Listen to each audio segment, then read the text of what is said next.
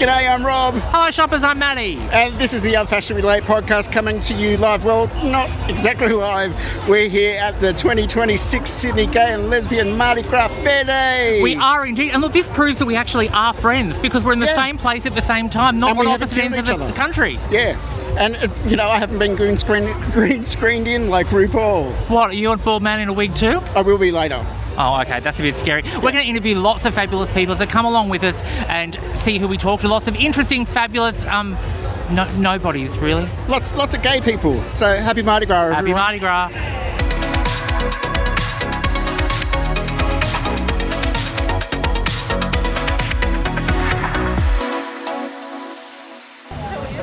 We're here with Clover Moore, Lady Mayoress of City of Sydney. Lord Mayor of City of Sydney. Happy Mardi Gras. What does Mardi Gras mean to you, Clover? I think it's one of our very great festivals. It's one of my happiest times of the year.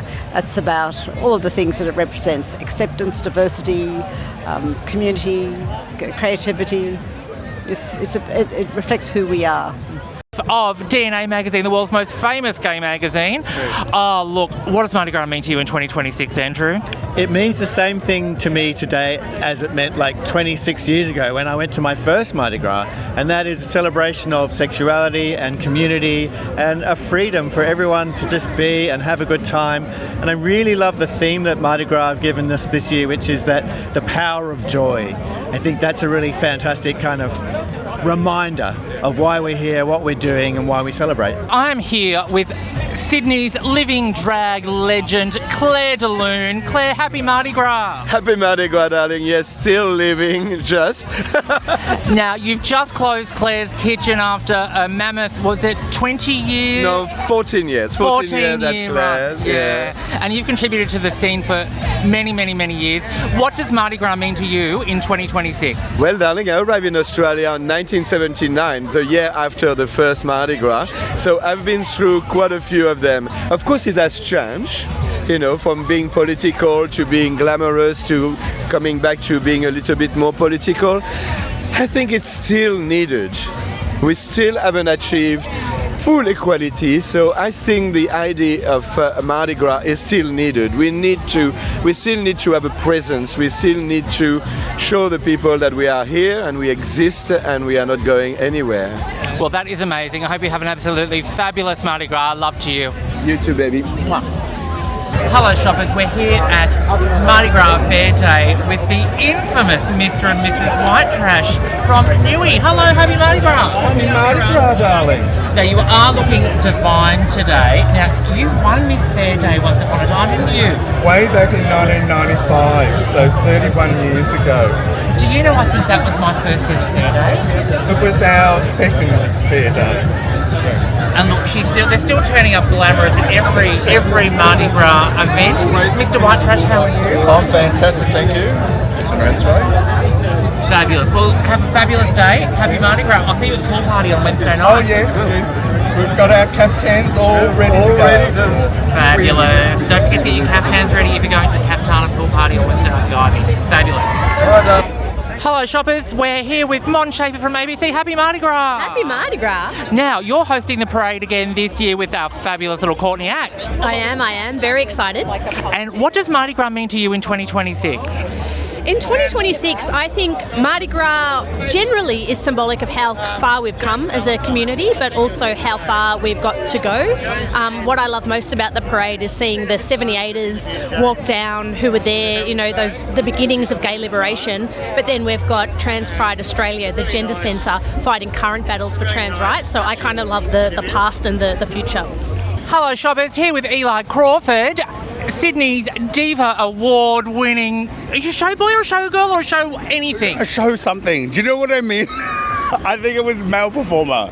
You are looking fabulous. I won a Diva Award way back in the dark ages. I call myself Sydney's most forgettable drag queen.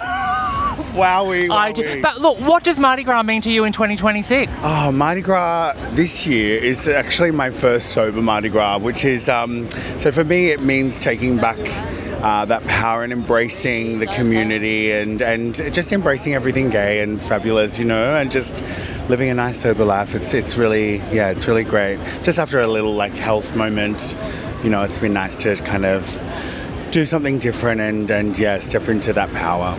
That is amazing. You have a fabulous festive season. Much love to you, my darling. Happy Mardi Gras. Mwah. Happy Mardi Gras. Now we're here with free mum hugs. Isn't that fabulous? What does Mardi Gras mean to you in 2026? And just sharing love, including everyone. This is my daughter Maisie, who's bringing the little sister hugs. We're marching this year. This is Maisie's third year marching. And we just want to spread the love, include all of our LGBT youth, and make sure they all know that they're well loved. And we're spreading the hugs. Isn't that fabulous? Can I have a mum hug? Absolutely. Oh, thank you. Happy Mardi Gras. I'll have a little sister hug too. Happy Mardi Gras, guys. Hello, shoppers. I am here with Australian theatre royalty, Simon Burke. Simon, hello. Hi, Damien. Thank you for having me. Happy Mardi Gras. Happy Mardi Gras to you. Now, what are you up to at the moment? I am about to open in a new production of a play called The Elocution of Benjamin Franklin, which is playing at the downstairs Belvoir Theatre. It's a Griffin Theatre Company production, but it's a really exciting thing because it's an extraordinary play. It's a one-person show. It's the first one-man show I've ever done.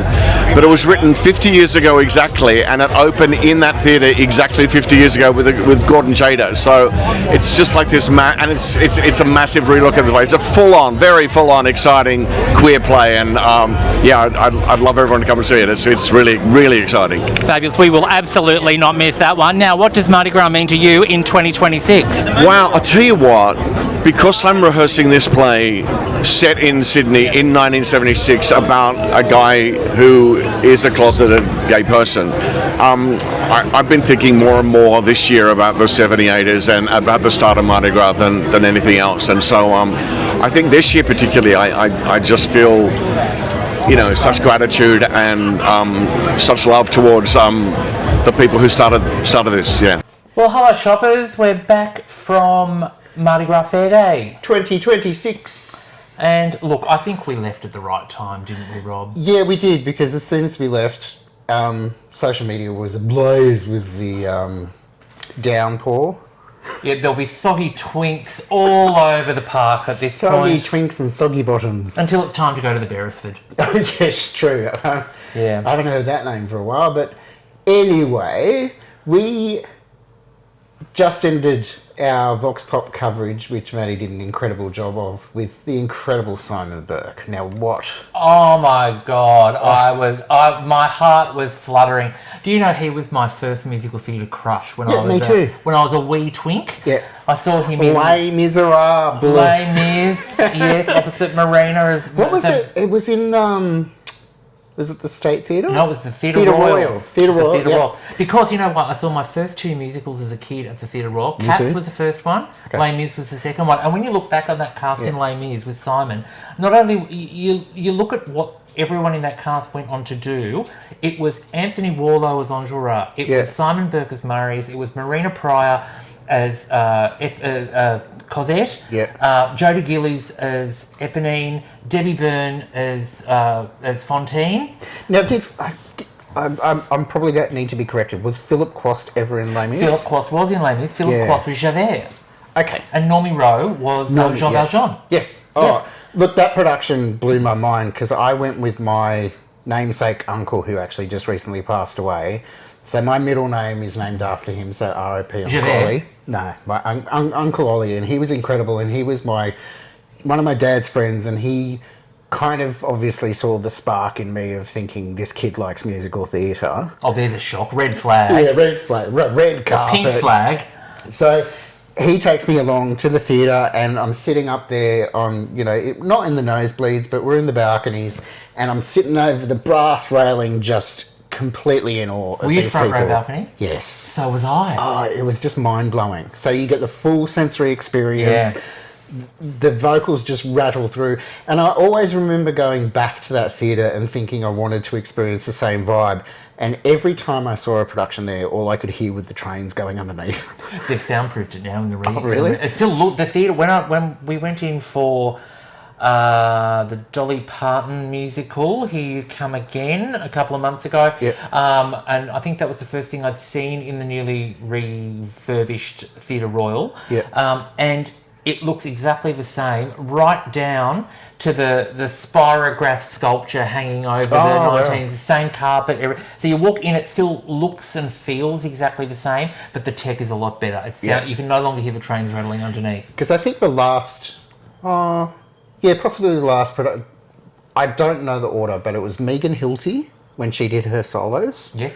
And Jersey Boys. Oh, Jersey Boys. That was actually a really good production. The male cast of that was fantastic. But we digress because Simon Burke was incredible. You'll see the fact that he's actually in a production at the moment at the Belvoir. But anyway, we hope you enjoyed all the celebs that Maddie got to catch up with. What were your highlights of today? Obviously, Simon. So interviewing Simon was fabulous. But look, just running into some old mates as well. We ran into Claire deLune. We had a chat with Claire, which you'll see as well. Yep. Who is retired. Yeah, good on her. She's leaving on a jet plane. I know, going to an island somewhere, which most people will know. But we won't say, because we don't want to get her harassed. No. Look, it was all the colour and the movement that you see at Fair Day, which was great. It was that sense of community. It was seeing that the gay community is not one stereotype. It is a whole conglomeration of every different subculture. I mean, there were kids running around dressed as furries. There were drag queens. There was all. What about those two guys that we met near the top entrance that came in with those headpieces that are going to be marching in the parade? Fabulous. Oh, yeah. So good. Ran into some Newcastle luminaries, Mr. and Mrs. White Trash, Miss Fair Day 1993. Was it 93? 93. Yeah. That was my first Fair Day, and I remember she was wearing a yellow outfit. She was indeed, yes. And I think they now show that on ABC Queer, if you go and check that out, because we also interviewed the lovely Mon, who is one of the main hosts for the Mardi Gras Parade, who's going to be hosting with Courtney Act, which you already covered those details in the pod. Look, the queer media that were there were really great. It was nice to also see a lot of people who worked in the Sydney community go on to other roles and see them working in different environments and still supporting the community. And that's what we say when we talk about community support. It's not just pop in, get burnt out or whatever. A lot of these people do it not for the money. They do it for the fact that they want to give something back. Yeah, I think the other thing that struck me as well was I know that there's a lot of grumbling because the party has been cancelled this year, but Mardi Gras is so much more than one party at the end of the parade. It's a whole month of activity, a whole month of an arts festival, of community events. Like we're going to Camperdown on Wednesday night, which is one of the most fun parties you can possibly go to. Yeah. So it's more than just that one event, and I think Fair Day is a really good melting pot for all of that stuff. Yeah, and I think back in the day when the venues were the bastion of performers and things like that, the owners would spend the money and put shows on and do all that kind of thing. Then independent promoters and parties and things started hiring the venues, so therefore the venues didn't put on the shows and it became promoter based, and then everyone complained about the venues not putting on the shows, but then these independent promoters became the issue. But now I noticed that there was some organisation that made a release the other day, and I got really furious about it because they actually said, the Mardi Gras party is taking money away from all these independent promoters that are doing all these fabulous things for blah, blah, blah. And I'm like, look, you're never going to make all the people happy at all the time. But I think today's event showcased what you just said, that we are a melting pot. There needs to be something for a lot of people. And I think today pulled it off. It was great. It was really well produced, thematically looked fantastic. The team did an amazing job.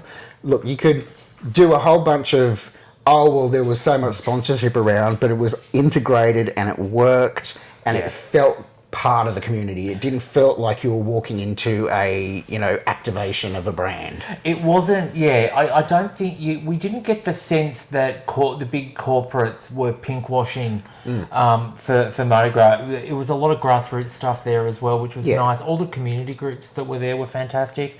I loved the group which was the mums giving out free hugs. Oh yes, they were gorgeous. So great day. It was a great day, and look, as you said, Mardi Gras is not just the parade and the party. The parade is going to be fantastic. There's an article on guidetogay.com which actually showcases some of the floats to look out for. So if you're watching on the ABC, whether it's through the television or through iView, go and have a look at our website, and it gives you a bit of rundown of what the community groups are about, because some of the parades, you know, the entries can go past so quick you might blink and miss it. That's another thing people complain about. Yeah. But we are such a big community, so many different points of view, so many different ways of getting involved, and that's what Mardi Gras Festival is about. Get out there, get involved, be a part of it, and enjoy yourself a big camp. So anyway, we hope you enjoyed our Fair Day wrap-up. Look, we're going to probably grab a few bits and pieces of the rest of the festival over the next week or two to shove into future podcasts, but they're not going to be as fresh as this one. Because we're going back to our regularly scheduled programming. Our next podcast is incredible. If you're a musical theatre lover and Broadway, have any interest in Broadway whatsoever, you are going to absolutely adore our next guest. A recap of the current season on the Broadway. Yeah. So until then, stay unfashionably late, and don't forget to check out our socials. Like everything, subscribe, of course. Do all the YouTubey stuff. Don't forget you can hear us on iHeartRadio. You can also grab us on Spotify, Apple Music, Amazon Music, wherever your ears get your audio podcasts, and we will chat to you next time. The Unfashionably Late Podcast is produced by Rob Manser and Damian Barrett. You can join us on our socials or visit our website at unfashionablylatepodcast.com.